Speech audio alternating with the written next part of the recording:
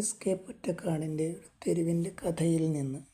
കുറുപ്പ് അതിരാവിലെ അന്നത്തെ പാത്രങ്ങൾ ഏറ്റുവാങ്ങാൻ ഏജൻസി ആപ്പീസിലേക്ക് പോവുകയാണ്. പതിവ് പോലുള്ള ഉഷാറൊന്നും കാണുന്നില്ല. മുഖത്ത് വളർന്ന താടി രോമങ്ങളുടെ മറവിൽ വിഷാദവും ബേജാറും പതിയിരിക്കുന്നതുപോലെ തോന്നുന്നു. നരച്ച രോമങ്ങൾ ഇടകലർന്ന് വളർന്ന കുറുപ്പിൻ്റെ മുഖം കാണുമ്പോൾ പെരിക്കാലിന് അതിനു മുമ്പ് പറയാറുണ്ടായിരുന്നു ചായപ്പൊടിയിൽ പഞ്ചസാര തൂത്തതാണെന്ന്.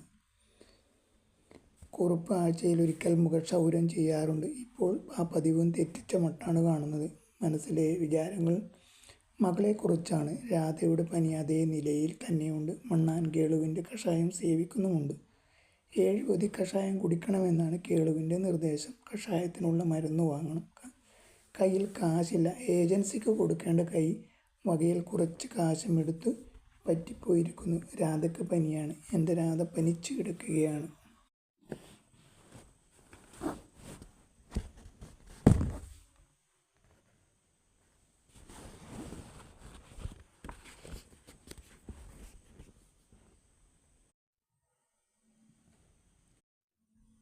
രാധ പനിച്ചു കിടക്കുകയാണെന്ന ചിന്ത വീണ്ടും മനസ്സിൽ പടം വരുത്തി. എൻ്റെ രാധ പനി പിടിച്ചു കിടക്കുകയാണ്. അവളുടെ അരികത്ത് ആരുമില്ല.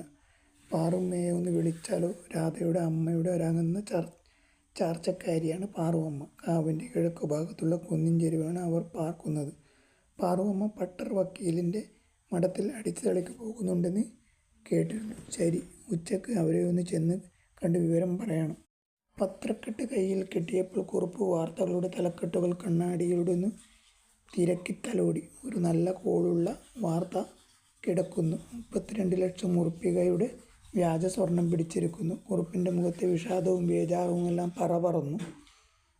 32 ലക്ഷം ഉറുപ്പികയുടെ സ്വർണം പിടിച്ചു.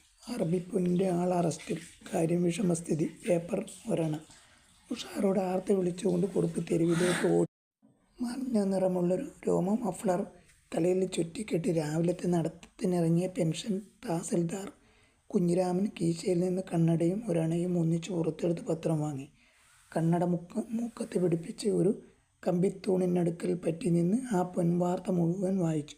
ഇസ്തിരി മായാത്ത വെള്ളപ്പാൻറ്റും ഷർട്ടും ധരിച്ച് രാവിലത്തെ ചായ കുടിക്കാൻ മാണി ലോഡ്ജിൽ നിന്നിറങ്ങിയ ഗൗഡി ആനന്ദൻ പത്രം വായിച്ചുകൊണ്ട് മുന്നോട്ട് നടന്നു. എതിരെ വന്ന നൊസത്തി അമ്മാളുവിൻ്റെ മേൽ ചെന്ന് മുട്ടി. അമ്മാള് കയ്യും കാലും കുലുക്കി നടു റോഡിൽ വീണു. 3-4 തിരിച്ചൽ തിരിഞ്ഞു. പിന്നെ